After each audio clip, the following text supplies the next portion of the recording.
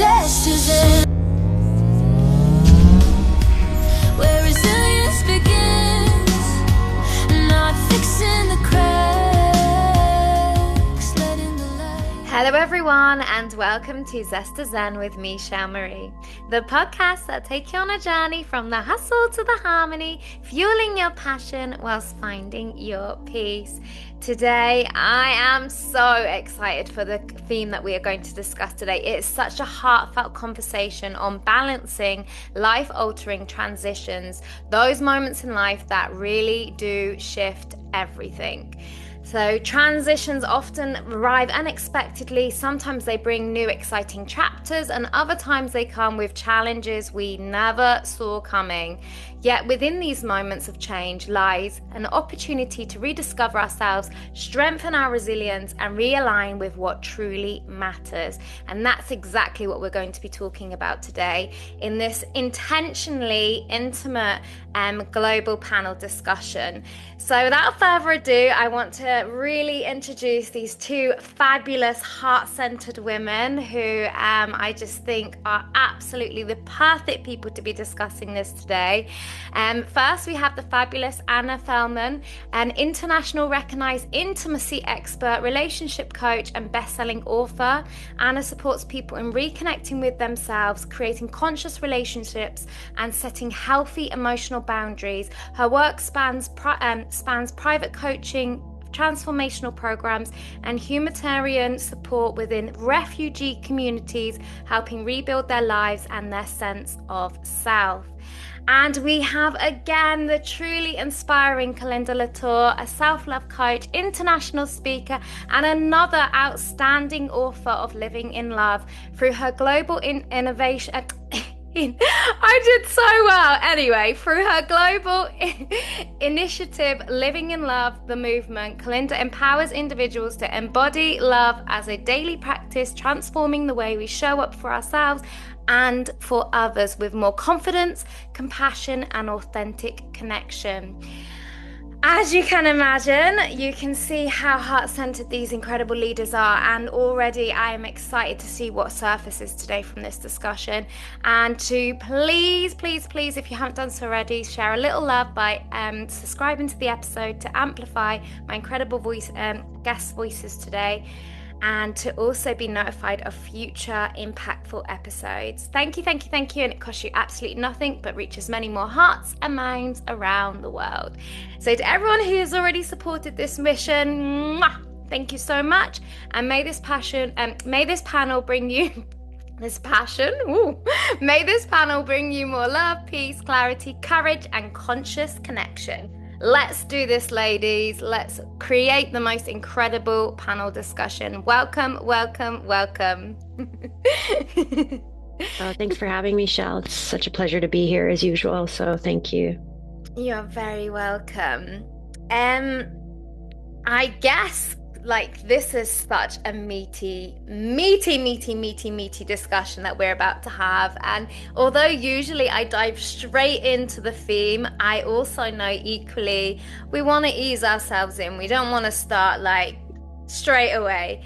So equally, I would just like your take on what a life-altering transition means to you, because I kind of briefly touched on it. So rather than straight away go personal of something that, if you want to, has happened to you, but just in general, what your take is on that, because I think sometimes things mean very different to all of us, but equally I think we can all relate to this topic, definitely, whether we wanted to or not. So whoever wants to go first, feel free. Okay, I go first then. So I was thinking about that as well. What does it actually mean, a life-altering transition? What came to mind is different things. So I think on the one hand, challenges that we overcome, they are life-altering. Moving, that's life-altering, particularly different country, different city, different work, etc. That's life-altering. A new relationship is life-altering. Ending a relationship. So it's literally so many big and small things in life. Absolutely, Anna, absolutely. And Kalinda?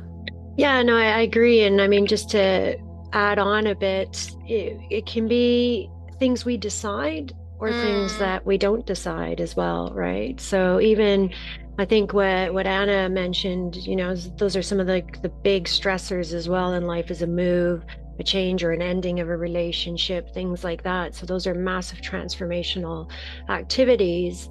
And there's many others that can happen, but I guess, like I said, the only thing I would add is that sometimes we choose these and mm, sometimes we don't. And that, of course, is then going to alter often how we react to them. But I think as well, hopefully within this chat today, we can offer some guidance on if it is something you haven't chosen, how do you make the best of it? How do absolutely. you move forward in a way that doesn't break you?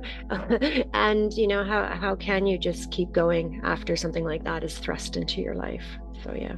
Absolutely. Thank you both so much. And I know that this can be quite a controversial thing to say, but I think often with how life is, and like what we said, particularly the unexpected ones, I think, and there are so many different examples, but I think most, not all, but most, sometimes, eventually, there is actually a really, really powerful hidden gem in why that entered our life. And I know that, like, even saying that aloud, and I can imagine some people listening to this right now, like with just the most awful things that are happening or have happened in their life, saying like, how could you say that, like this, I was walking and now I can't right now, or whatever the situation is. But the only reason why I say that, and I'm not saying that as a general collective like comment, but from what I found, particularly hosting over nearly 150 Zest Zen episodes, I've really noticed that most people have had a life altering experience, multiple life altering experiences happen to their life, but often their purpose or something really transformational has really like inspired them either to never allow someone else to experience what they experienced, or the other side, to really heal from it. So even though, yeah, I can imagine, especially like, when we're planning to move or something, there's a lot of stress involved, but we kind of consciously are pulling that into our life, I think. Whereas when it's like just out of nowhere, yeah, we can never even, it doesn't matter how much like breathing and preparation we have done, then what is happening with your nervous system when it just comes. So yeah, with that in mind, I really love that you mentioned, Glinda, about sorry, about actually not just speaking about it today, really thinking about, maybe being vulnerable, being open, and really like allowing others to kind of, because no one's way is right or wrong, but in us being vulnerable and sharing or experiences we've heard through other people, I think that really helps other people navigate, not provide the answers, but just gives them some comfort in tools and to know that they're not alone when these things happen. So Yeah. yeah. Oh, sorry. No, no, please, please, please. No, I agree. And I mean, it can be a huge shock to your system if you don't expect something, right? Yes, yeah. And I think, guaranteed you are going to experience something like that in your life at some point, right? I mean, if you Mm, don't, then wow, you've you've just sailed through life. And I don't think that's really something that anyone does. You're always going to have one or two or more experiences that are going to impact you in a massive way. I mean, it can be a death, it can be a mm, birth, it can be, and these are all things that you don't escape from, right? I mean, at some point you're going to lose someone in your life, be it a family member, a friend, or even a pet, yeah, and if we're going to get into personal experiences, I lost my dog yeah. in October. He was with me. He was 15 when he died, so he had a very good life. He was with me for 13 of those years, traveled wherever I went, moved wherever I went. I'm originally from Canada, lived in Turkey, and now live in the UK, and that dog came everywhere with me. And the way he passed was, not a nice way. It was a traumatic way for all of us involved. I gave him a treat and he choked on it. And I beat myself up for a long time for giving him that treat because I'd heard a little voice that said, don't give it to him. And I chose to ignore it, right? Because I'd given him that type of treat before in the past and on and on. So, I was heartbroken and there is still grieving going on. It's only a few months later. And of course, I'm still grieving. Yeah. But what I had in that time was comfort from others who shared the love for my dog as well. Physical comfort, lots of hugs. And if I couldn't get the hugs from other people, one of my favorite things to do, and Anna, I see this is on your profile pic on LinkedIn, and I absolutely love it, is the self hug, right? I mean, we can receive comfort from ourselves, even in the darkest of times, right? And when we can remember that and realize, actually, I have everything within me for my healing journey. I have that as a quote somebody gave to me. I think it's on a Louise Hay calendar somewhere, one of those 365-day things you rip off. And one of them is everything you need in your healing journey is here and with you now. Absolutely. Right? So if we can remember things like that, then it just gives a little more ease in dealing with it. And then this is something like you touched on this a bit, Shel, where you just said, like, you have something happen to you, you may be walking 1 minute and then the next, and how are you ever going to think, well, this happened for me? But it's, it's one of Tony Robbins' massive things is he says, life happens for you. It does not happen against you. It does not happen to you. And you go into the self-development world and even the self-love world. And when you can change that perspective to actually, there is a gift in here somewhere, whether it is visible to me now, tangible to me now, or not, if I can just go into it or have something happen and then realize there is a gift in here for me somewhere.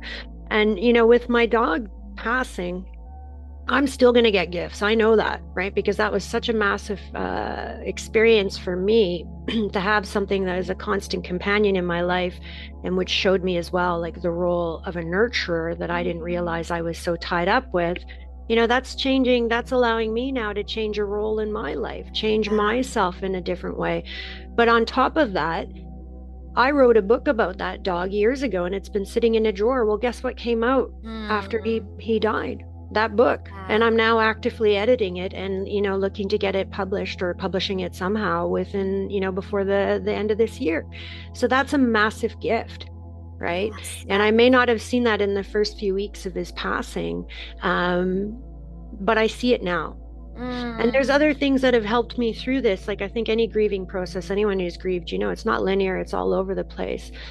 I'll tell one short little story and then I'll pass it over, is that, during the Christmas holidays or that season of that time of year, I was really missing my dog a lot. And I had a few pictures put up on the wall of him, and I just happened to glance into one of them, and it's one of those very soulful pictures where you look into his eyes and he's definitely staring back at you. And he was staring at me.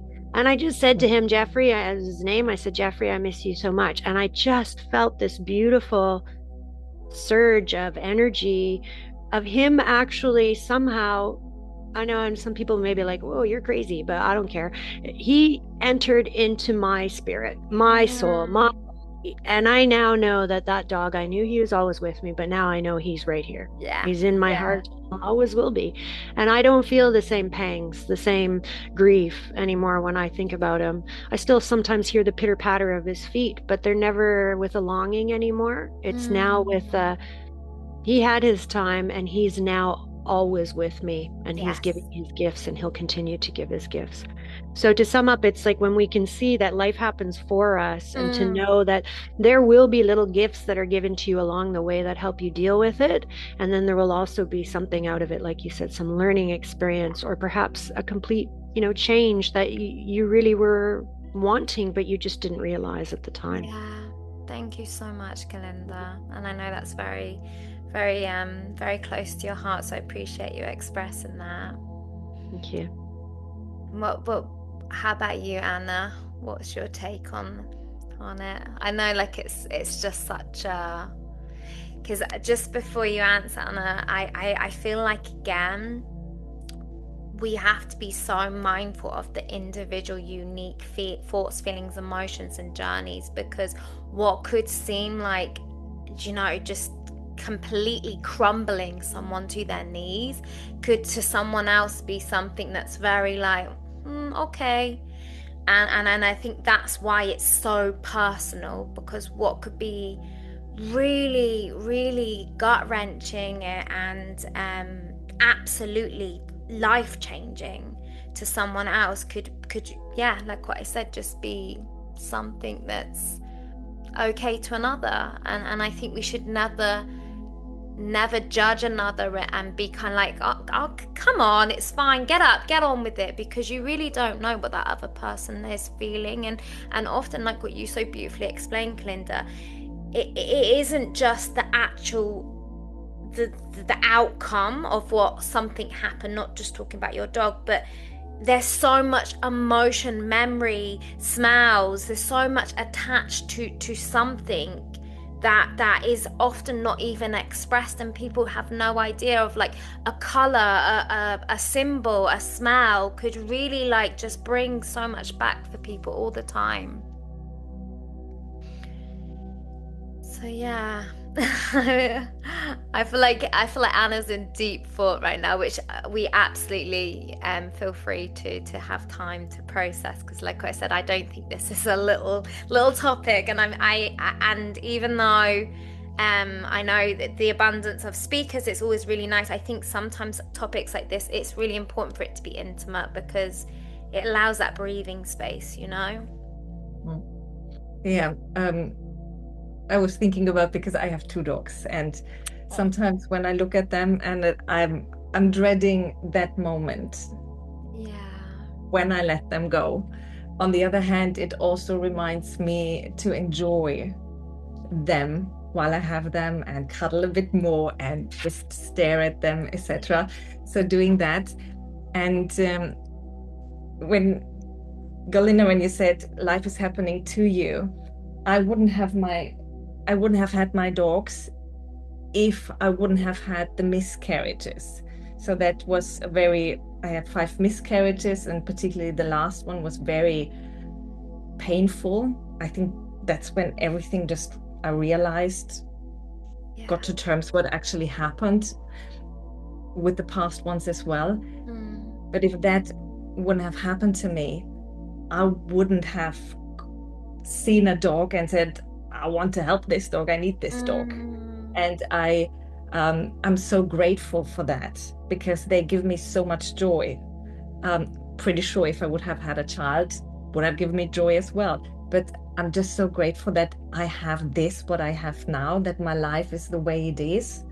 And I think we often forget, because we think about what we don't have, or what we have lost the idea of how the future could have been. Yeah. And forgetting to be in the moment, to be here and see, but I have this.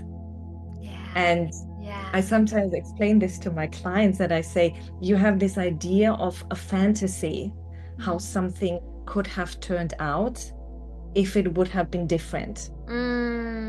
But fact is, we don't know, unless you have this crystal ball and are very good in looking into the future. You don't know. It's just a fantasy that you made up in your head, a belief that you chose to have. Absolutely. And on the other side of that, what I found as well is when these thank you so much for expressing all that, by the way. Really, I can really feel the emotion in the heart of you really sharing that, so I appreciate that so much. And I love that you mentioned about the fantasy, because I think equally when these particularly to do with our body and often even something external, there's so much that happens internally in our body, whether our body changes physically or it's something really intense emotionally, which is often a combination of both, as well as an outer experience as well. I think you so beautifully said it, because whether it's something or us, a version of ourselves, we are often grieving and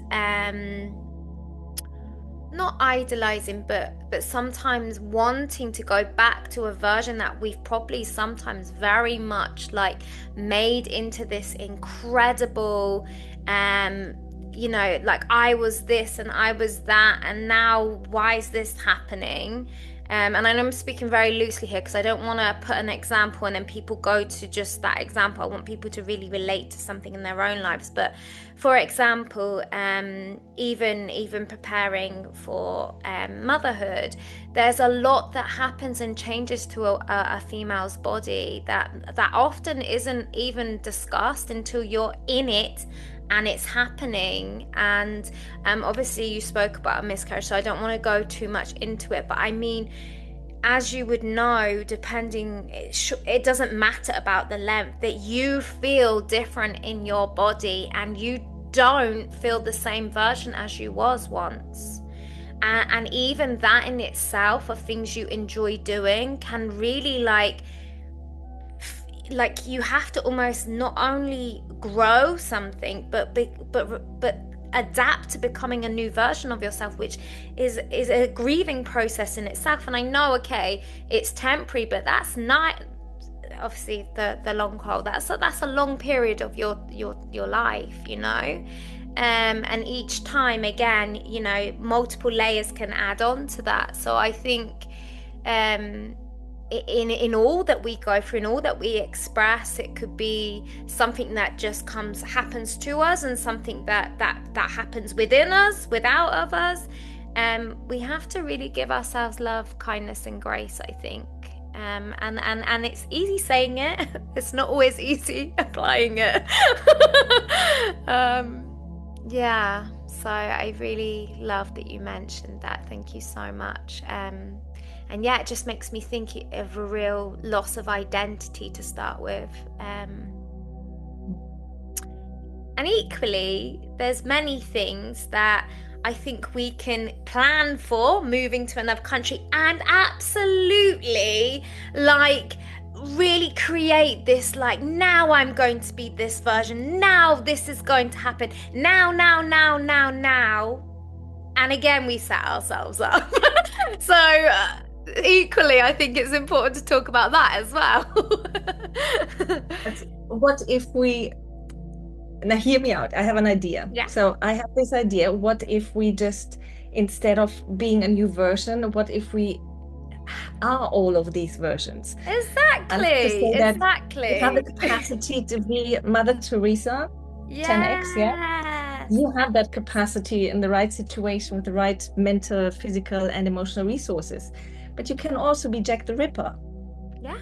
In the right situation with the right resources. So you have the capacity to be all of these versions in between, and this is the one that you are showing more of, or the most right now. And then you transition into the next version. Absolutely. And I think that's what it is sometimes we're always fantasizing, which you so beautifully highlighted, whether it's a past version or a present or a future version. We're often always creating this version, which I think, you know, yeah, we should aspire to be more. But equally, what's wrong with this version right now? Let's give her a little grace. Let's be kind to her, to him, you know? So I think that's very important. What you just mentioned is yes, giving that attention to your current version as well, right? And be patient and kind with that version that's going through whatever it's going through. I mean, and if you listen to some people who speak, like Daryl Anka, who channels Bashar, he says you change every second, essentially. Like, you're never the same, right? You're constantly changing versions. And when you think about it, you breathe in a new set of air, you breathe out something else. Like, your cells are constantly evolving, changing, regenerating, degenerating. Like, we are in constant flux. And if we have any guarantees in life, it's that. Right? You're in change. You're going to change. Life is going to change. Nothing stays static. And thank goodness it doesn't, because we'd all be stagnant and stinky, which happens with stagnant water, right? No one wants that. You want flow. You want movement. We just don't necessarily, as humans, and I'm not speaking for everyone, don't want those changes that are thrust upon us that are difficult or uncomfortable at the beginning, or maybe uncomfortable throughout. Yes, like you said, we can prepare for these changes. I mean, I'll remember the first time I moved internationally and all the prep work I did, how I unpacked or packed up an entire house into 9 crates or 9 little Rubbermaid bins, and the rest went away. And, stuff eventually came over to the UK from Canada. And that was an exciting, major transformational change, but it too brought on massive amounts of stress, worry, things like that. So even when we are prepared for them, or are wanting them and planning for them and going, yes, this is my co-creation that I'm doing, they can still bring on stress and unease, and they may not go according to plan. Like, how often does anything go according to plan? So it's how do we handle these situations? How do we manage ourselves in these situations? How do we react to certain things? Like, sometimes we just have to be like, I surrender, because I know what's coming is, going to be better, or it's going to be for my highest good. Like, to get a bit personal again, sure, I lost my dog. Well, shortly thereafter, my partner of 3 years turned around and said, hey, I'm not happy. And we're going through the transition right now. We've lived together of, okay, we decided we're not on a break. We're going to actually break up. And now it's like, how do we do this? How do we move forward? How do we, do that and still maintain, I guess, love for ourselves, kindness towards each other, kindness and compassion towards ourselves. And, some people may say, oh, like, when it rains, it pours, right? Or things like that. And I think I look back on it, and what I've been saying to myself for the previous months before all this kind of came crashing was, I really want change. I want change. Yeah. I want change. Well, guess Be what? careful what you Exactly, right? I'm never going to say, I want to be strong, because no, I don't need to be stronger. And I think you really touched on a powerful point there. Obviously, not to use, like, you just shared something very personal again, and thank you so much. But to go to, like, the example you said, when we should often think about the word we are selecting, because often the polarity of that is coming. So you want to be courageous? Well, how can you have courageous opportunities without, knowing like, what it takes think to of the get there. superheroes, would a superhero be in a movie like, I'm going to climb that ladder today? What a great movie. Yeah. No, like, think of the words we are putting out there, guys. Yeah. Well, and that's it. And it's like, you got what you asked for, and you're gonna, so it's like, okay, well, I've got what I've asked for. It may not have come in the way that I'd originally anticipated, but now it has arrived in this fashion. How do I deal with that in a way that helps me move forward, keeps me sane, and keeps going? And one thing I have to say is, you know what? You are going to have dark times in this. Yes. I mean, just accept that and be okay with it, and know that beautiful saying, this too shall pass, right? Everything is seasonal. Everything is cyclical. It does not, like, if you're going through a dark period, this won't last forever. I've had some of the darkest days in these last few months that I've ever had in my life, and I've gone through enough stuff in my life to know darkness. But you know what I have as well is the knowledge again, and this time it's like, this is happening for me. And I know for a fact that I would not be going through all of this if there isn't something better on the other side. And that's what I hold dear to my heart. It's the faith. And that doesn't have to be faith in a religious figure, or faith in a God, or faith in anything. It's faith in yourself, and just faith in the fact that, guess what? It's going to get better. I would not go through this if there's not something better over here. Or again, even if you're like, oh, well, how can it be better? It's like, okay, well, I would not go through this if there's not something to learn from it, to grow from it, to expand. Early on in all of this chaos that seemed to be entering into my life, I consulted with an angel reader, and she just said to me, quite frankly, you asked for this. Your higher self. Sometimes we don't want to hear that, do we? But your higher self asked for expansion, asked for this growth. You've got it. You've got it. So be careful again what you are, how you ask for it. But if you are asking for it, be aware that it can come, and it may come in ways that surprise you, shock you, disappoint you, sadden you, or make you so gloriously happy. Like, the world is magical. And also what we have to remember is it's our perception. I could still be in the darkest days of ever if I decided to be, but I decided not to be. Because you have a choice. Yes.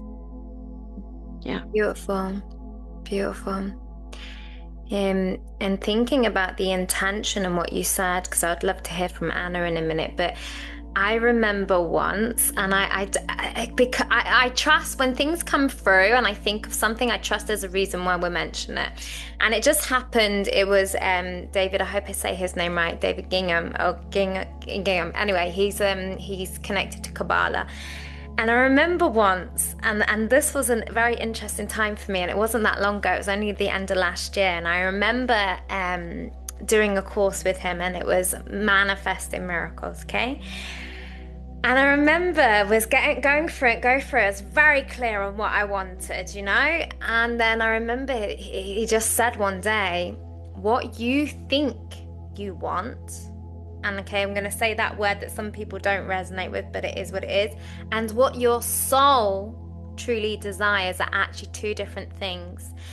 And if you really want to have something come into your life that is going to really propel you to where you need to be on a soul level, you ask, I would like to align with my soul, not what I want, because I don't actually, what I'm doing right now, I think I'm doing to my highest capacity. But when you truly align with your soul, that's when, I guess, life-altering changes are likely to enter your life. And they absolutely did mine. I love that, though. Very quickly.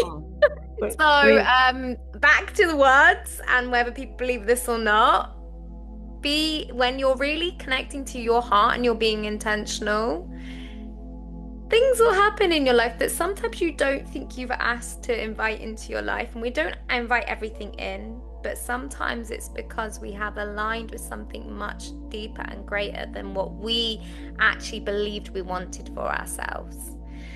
So I'd love your take on that, Anna.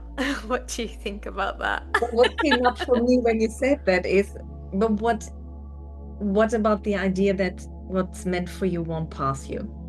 Exactly. But this is the other thing, and before you continue, particularly as women, and I'm only saying that because of there are biological differences in our bodies as a woman, I think sometimes things have to come in a way that we're not prepared for, because maybe biologically we've kind of took too long, like, what shall I do? Like running away when the lesson maybe has come, and we constantly, and this is just an example, and then it's like, okay, wow, the lesson's got to arrive now. And then you're like, But the thing is, often they arrive, at least it was for me, particularly in relationships, they came. The men who weren't good for me at first sight, they came, but I didn't learn the lesson. So I got the next one, and the next one, and the next one. Yes. And eventually I thought, okay, oh, isn't what I want. I don't do this anymore. And that's when it changed, when you learned the lesson. And that's, I love to believe in this. Same. What's meant for you won't pass you. It's your choice what you do with it. It's your choice to say, okay, I don't learn my lesson here, send me another one, and the universe will provide and say, absolutely, please, absolutely. Have a go at this one. And I also think, and again, this is a very bold statement, and when we say fear, I don't think it's like, the fears that, spiders, sharks, things like that we're not constantly presented with in life. But I think when we really connect, because as Kalinda said so beautifully, everything's within. When we really connect with the patterns, and this is the other thing, we might not realize we are fearing something, but when we connect with the patterns of our lives, or events in our lives, we will see patterns. And I know one of my patterns was commitment. I know this. And I know that anytime, I know this very strongly now, that I felt something was starting to get deeper, get more connected. I didn't know this, whether that was in a job, it was in a relationship, whether whatever, I would run. And so sometimes what is really for you, which I believe again, has to come in a way that you can't run from it anymore. And you have to face that fear. And I'm sure more will be revealed about what happened in my life, but that definitely happened to me. And there are ways we can still try to navigate, control, and get out of it. But this particular thing that happened to me, no. This is something you are going to own up to, and you're going to actually take responsibility for. And it's happening. End of. That's definitely what happened in my life. So yeah, I agree, and I'm really enjoying this conversation, even though what we're talking about can be quite, very triggering topics. Because even when you mentioned Tony Robbins, I feel like he has a very strong reaction from people, because I know there's a time where people really are like, oh, this man infuriates me. And then it will be like, wow, this man changed my life. And that's an activator. That's someone that's not just saying some pretty little, like, obviously he's not saying pretty words, but you know what I mean? He is someone at different points in your life that you will feel very differently towards, I think, depending. And it's often, as much people don't like this, it's a reflection on you, not him. So yes. So thinking about that, with you both so heart-centered and the incredible journeys that you both have, and different life experiences, what kind of tools and techniques would you suggest would be really beneficial for people right now, particularly going through or at the aftermath of something that maybe is a little bit of a difficult time for them? I can go first. I mean, I'm sure we've all got different tools that probably work for us individually, right? And personally. And I think something is just, you require patience with yourself and grace, right? And strong compassion and kindness. Now's the time to be gentle with yourself, right? Not beat yourself up, not go, oh, I should have done this better, or you know what, or even just like, I think it's going to be natural to question, like, why me, why this? Try to lessen that as much as possible if you can, and that's not always easy, especially if that's where you're at and it is feeling like something horrible has happened to you. It's allowing yourself to be just kind to yourself and gentle and loving, right? And if there are things that you can practice, like I do, I have huge faith in the self-hug.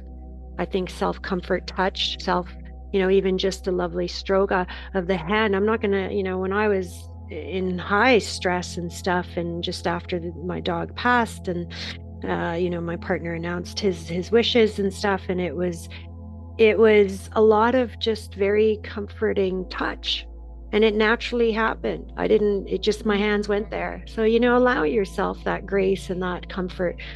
Allow yourself peace, allow yourself time to heal. Don't rush it. Don't rush it. If these are exciting things and massive transformational things, then celebrate and go have fun. And yes, keep up with that energy. But if it's things that you feel have hurt you, or you're saddened by it, or devastated by it, then that's when you lean into that. You don't have to avoid it. I think one of the things that really, really has helped me in this time is learning to sit in discomfort. Yes, That's a yeah. big one, right? I mean, not a lot of people can do that. People sit down and all of a sudden they're like, yeah, I'm alone with my thoughts. Like, turn the Yeah. TV on or whatever, get up, do something else to just not allow that. But I think sometimes, yes, we can go into that spiral and we don't want that because that can be quite difficult if you're sitting there and you're just like, ooh.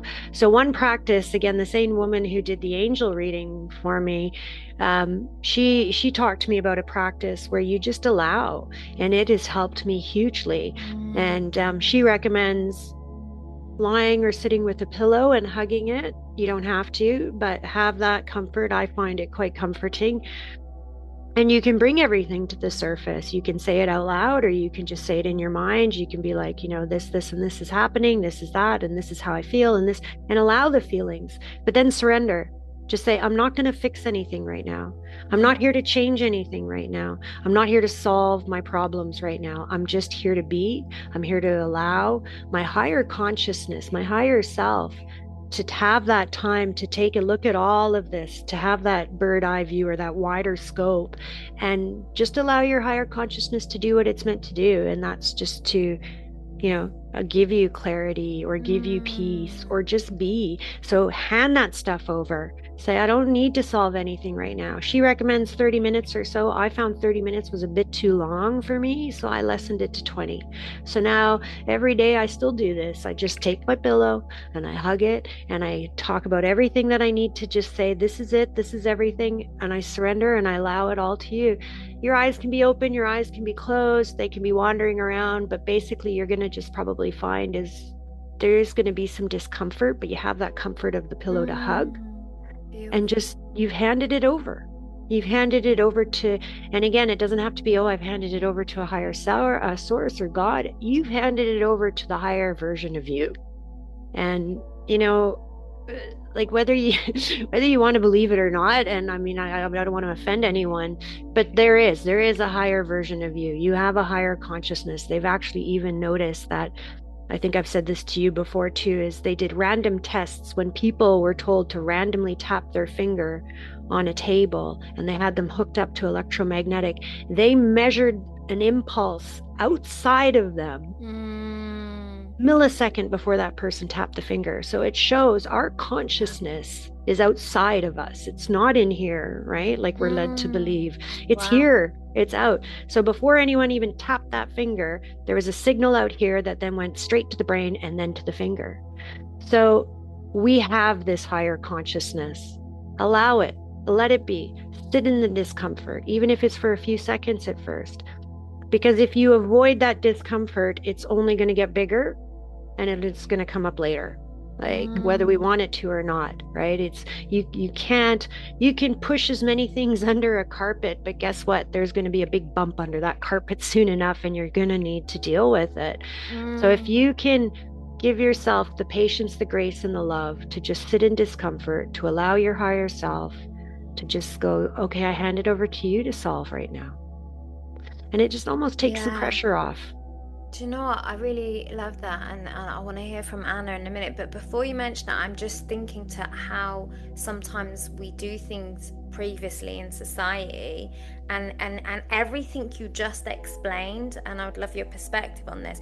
But how many times in these vulnerable times do, like what you so beautifully said, where people can't sit with themselves, can't face themselves, they go into the hands of another.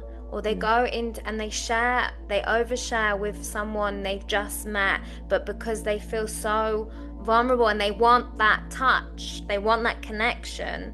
And so it's just making me really think about how I just really want to, because I think when we say these things, which are very natural, like when you think of children, this is what children do. They self-soothe.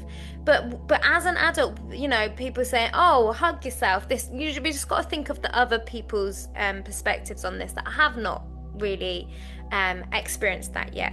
And you can imagine people saying, oh, and your pillow and you're this. But because we're saying it so explicitly, it almost sounds like maybe to some people, like, why would I do that? Say, just thinking aloud. But when you really think about it, you're actually doing that in often regretful situations afterwards with someone that you never really should have shared that personal moment with.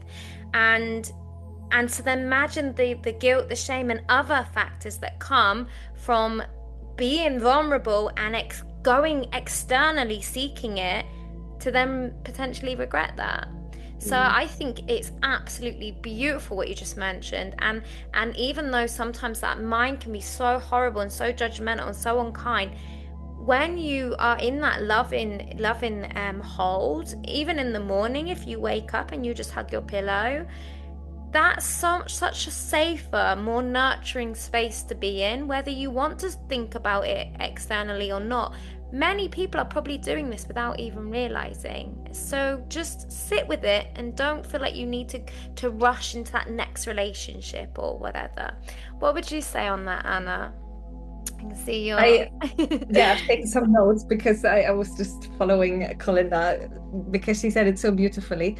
What I would like to add is that give yourself permission to be a mess. Don't feel ashamed for it. Don't judge yourself. Give yourself permission to have the occasional pity party. Yes. Where doesn't it sound so much better? Pity party. I love how we're all laughing at it, right? You're not laughing when you're in it, but now no, you're like, you oh, really yes, are not party. laughing. No. Yeah, it's just give yourself that permission. It's okay to do it. You don't have to be the brave one, or you don't just have to get it together and sit with it as well. That's definitely a big must, I would even say. You have to, what's it say? In order to get behind it, you have to go through it, something like that. Yeah, so you have to do that. I imagine this always like there is this little kind of skinny Popeye figure, and I push it away, and then in my back behind me it's bulking up with all these muscles, and then it's come running after me and it knocks me out. And that's what happens when we push our emotions away. And a tool that I really love using is I love to go into nature, go for a walk, and do that with an open eye. Like find these moments of awe. They are, oh wow, a bird. Just it's a bird, but be in the moment. Become aware of your surroundings. See the grass, see the flowers, see the raindrops, whatever it is. Be present during this walk because it helps your nervous system to calm down. It helps your brain to calm down, and it even lifts you up. And it might not last for the next week, but it will give you this little push. And you will also, I find that at least when I'm in nature, I always feel surrounded. I never feel alone. It's always like, where's the next tree? Yeah. Yeah, I'm not alone. I love that. Thank you so much. Yeah, it's beautiful. I loved how you said give permission, because that's it precisely, right? We often don't. We won't. And then we criticize ourselves for, oh, I should have cried that much, or I shouldn't have done that. And it's like, no, allow all those feelings, right? And again, it will pass. That's something we just must remember. It will pass. Things will get easier. And like already, even with everything that's happened in my life, it's like, actually, no, there's something exciting on the other side of this. There is. And if we can grasp a hold of a little bit of, light or something during the dark times, then that's sometimes enough as well. But yeah, absolutely. Going into nature is one of my favorite things to do to help me out as well. Beautiful. For sure.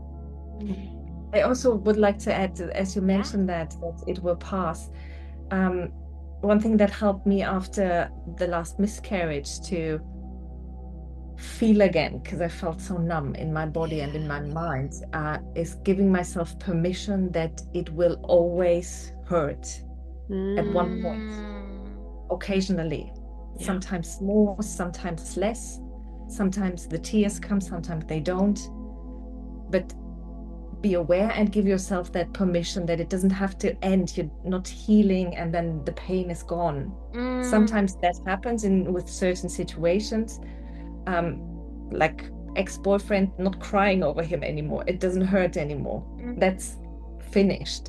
but the last miscarriages now, it's more than almost 7 years ago, and it's still painful occasionally, and that's okay. Just let it be okay that it will hurt differently. I think that, thank you so much for bringing that up, Anna, because I think again that there's sometimes this let's put out a little bit this whole healing thing of like that it's an end destination and it's an end goal, and that, you know, there should be a time where you feel da da da da da, but again, we're hearing that or we're placing that on ourselves, and actually no. Do you know what? I actually will fit, like, whether you feel that for the rest of your life, who cares, because that shows your love and your connection, and whether that's something people, you know, whatever anyone's opinions of, it's such an internal personal thing to the person. And so I really appreciate you mentioning that, because again, I think sometimes when we are more conscious and awakened to things, there's almost like what I find, and I'd love your take on this, I find that when you're not as conscious, there's so much in the brain that's loud, and there's so much outside that's loud through often others, and it's so loud. But when you quieten that and you do go within, but almost then the it's like you're without as well, and then you're constantly giving yourself feedback of how you're feeling within.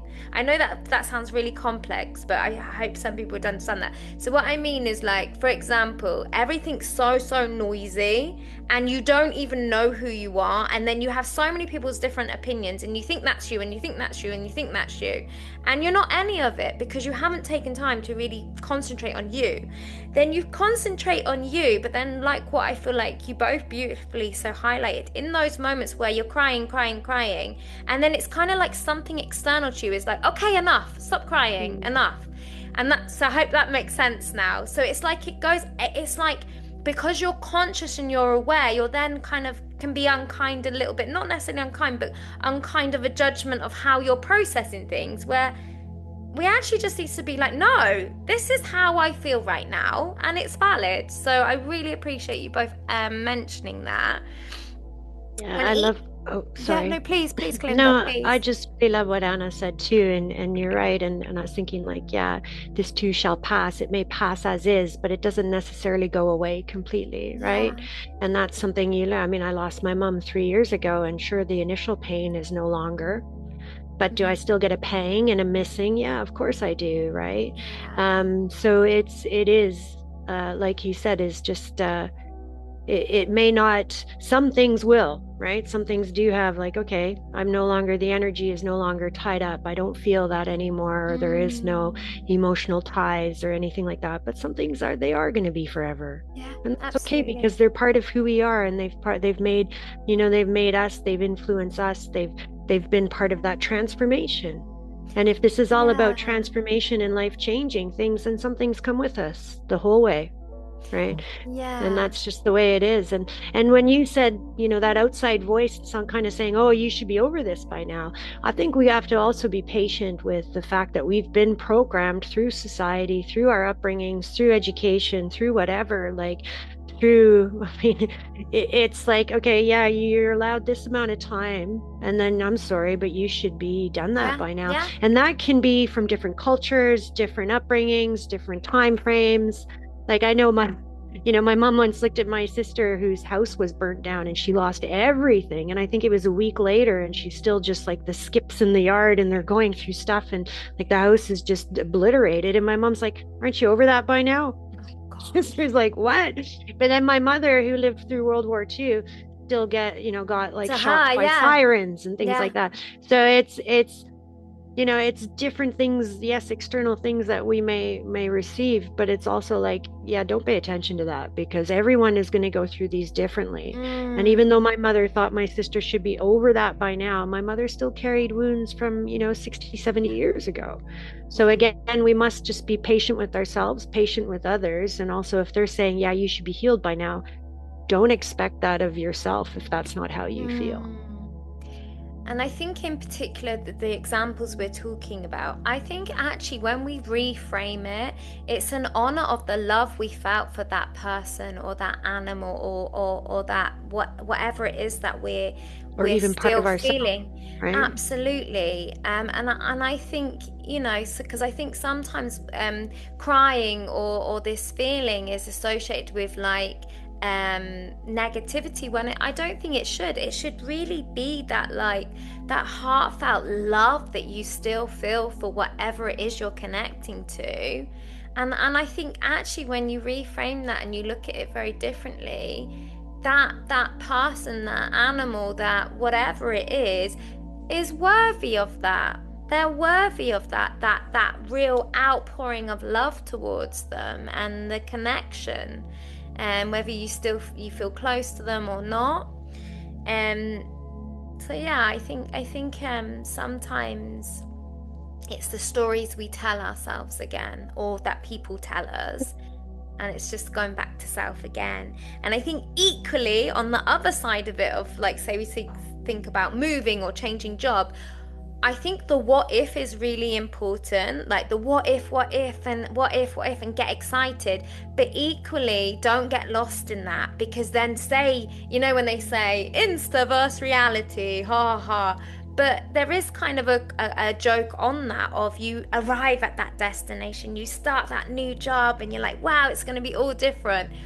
But equally, that is a lesson in itself of grounding yourself and being like, okay, I can see how I created that, but that's fine. I'm going to just be here right now as much as possible in the present moment, because I think sometimes we see what we want to see as well, and not actually what is right in front of us. So I know that I definitely do sometimes. A lot of the time. So yeah, I'm really enjoying this conversation, and I want to be conscious of time. So if there is absolutely anything else that you believe would be really beneficial for the listeners right now, I want to really allow you to express what you feel like would be important to express. Because I think it's just like what I said, it's a very personal and unique journey for us all. I like to, a sentence that I read back when I was living in England, there was this list from a 90-year-old lady, lessons learned in her life. Yeah. And there was this sentence: what other people think about you is none of your business. Yeah. Yeah. And Yes. no matter Yes. what happens in your life, it's your life. You look after you, you do you focus on yourself, not the others, and don't let the others in that perspective, in how you should or supposed to feel, etc. But what other people think about you is none of your business. Absolutely, Anna. I love that. Yeah. It's none of your business. I think one thing that we haven't really touched on as much, and that's because often they don't get explained as much or talked about as much necessarily, is those transformational things that are exciting and filled with joy. And, you know, so even though we may have focused on ways and some personal stories and how we've coped and things like that, there's also, of course, just as, equally, the other side where it can be a joyous transformational change, such as a marriage, or yes, even though the move may be stressful, but it's like you're moving to your dream home, or you're moving to your dream country or town or wherever. And so again, any sort of massive change is going to bring with it, I think, massive emotion. And it can be either or. And then it's, again, how do you handle that? How do you receive that? How do you let it out? How do you,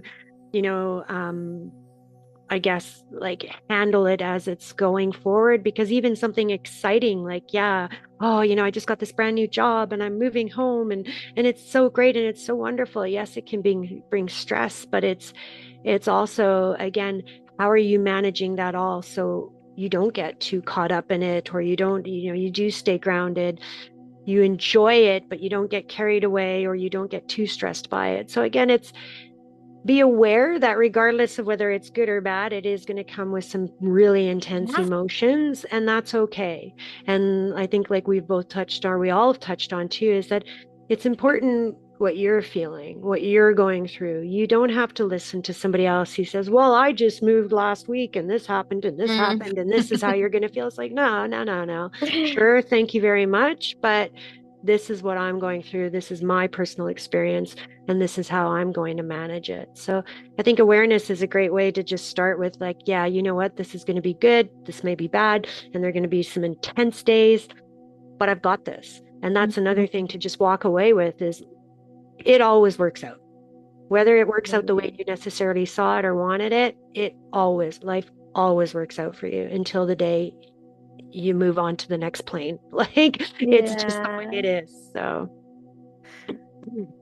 Absolutely. I think that's beautiful, and I think that's really key to touch on, because I think often the nervous system, it always is related to like sadness or things that are intense for us.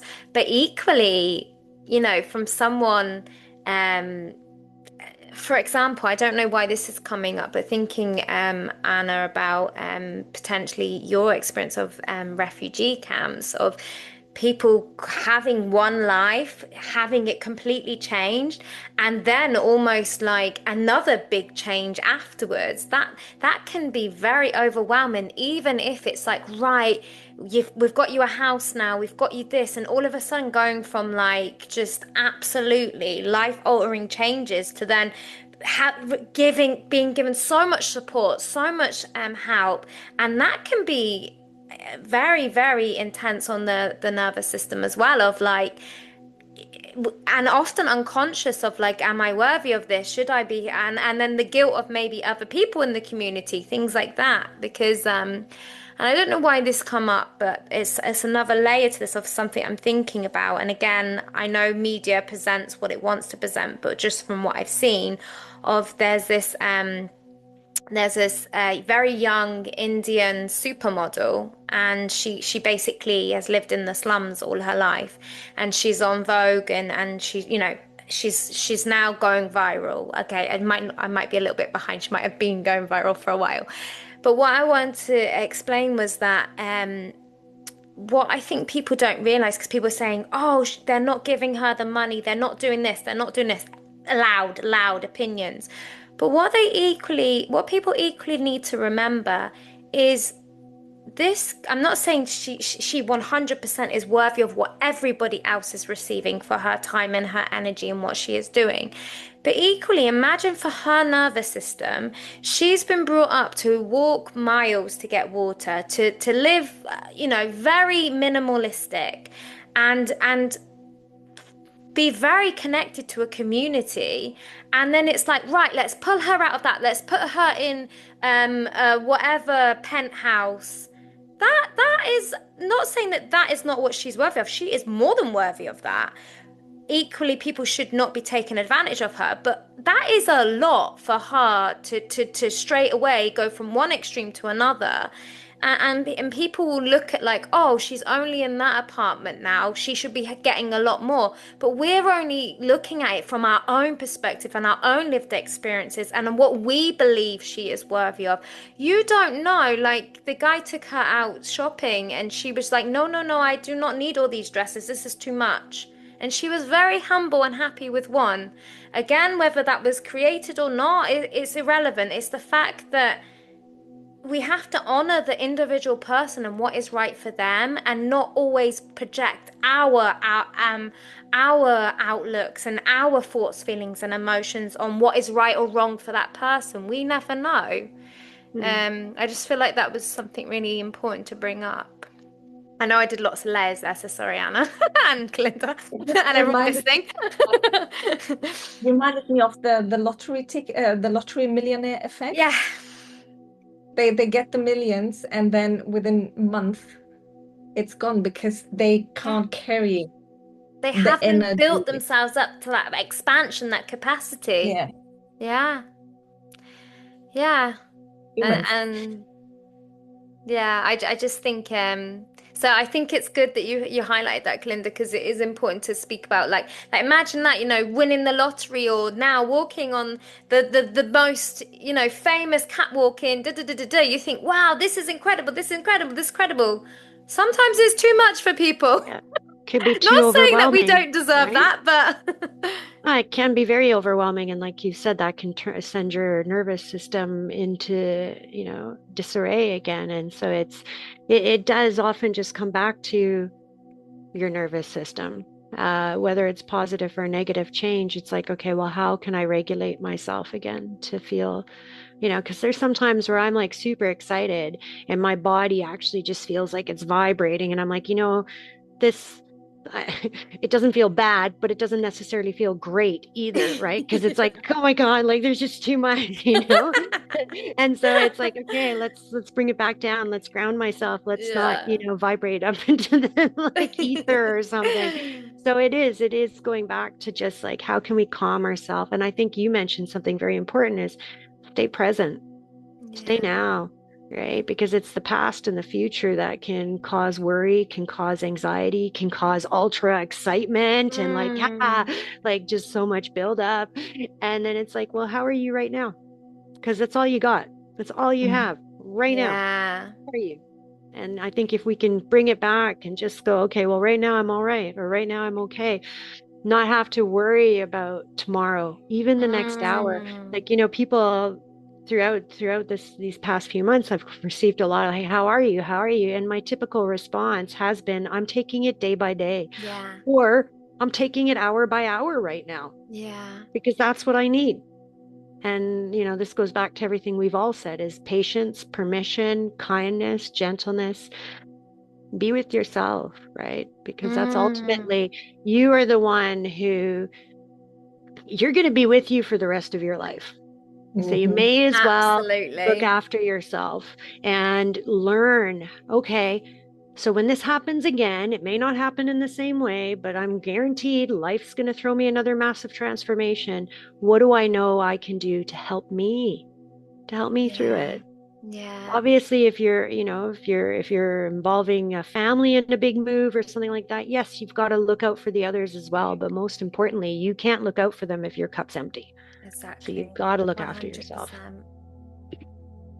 And I always think back to what Eckhart Tolle says of actually, and this is really quite simplistically said, but very complex in thought, that the past is no longer real and nor is the future. We only have the present moment. And if you really, really integrate that and understand that, there's such liberation in it.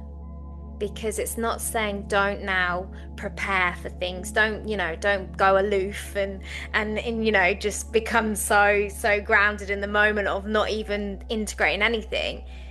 But depending on how you use it for different things of healing, of yearning, or whatever it is, the moment we just come back again to right here, right now, this is the truth. And this is the only truth right now. Yes, we can change that based on our decisions, but actually right now, this is it. This is actually the only thing happening right now. And I don't know, I think there's some comfort in that. So Anna, is there anything else you'd like to express? Because I know we said we would do an hour and a half, but I know this has been a very, very high vibrational and also compact conversation that I'm sure many of us as well as the audience are going to take. A lot of thought-provoking, just I think we'll do a lot of thinking afterwards from it. So if there's anything you would love to add, please do. I love to add, because my slogan is love more, hurt less, be you. And particularly the last part, be you. Remember, like Kalinda said, you're the only person you spend the rest of your life with 24/7 non-stop. So make that life, make this time with yourself a good one. Absolutely. And just because we're females here right now, but obviously change the word. If you do not like her, start thinking about that, because she is following you. She's not going anywhere. So, that's the beauty of it, is we're all different, but equally we have the power at any point to change the way we think, to change the way we present ourselves. And I know there was a time where I really didn't like the person I was, but now why would I ever want to feel or think that towards someone, me, who is going to be holding my hand and walking this journey with me until the last day? So yeah, learn to, as much as possible, it's not a quick fix, as you two incredible professionals know, but learn to love that beautiful person staring back at you in the mirror.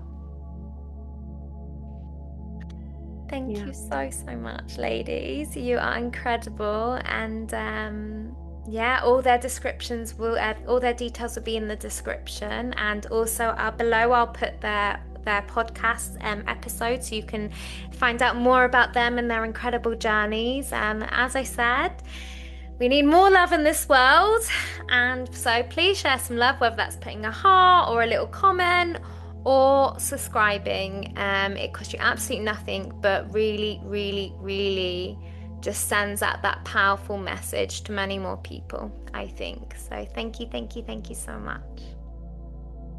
Thank you. It was an absolute pleasure, and really nice to meet you, Anna. And thanks again, Shel. I always love doing these with you. And just again, to be able to share this type of information with others, I think is just beautiful. So thank you for having me. That's the magic.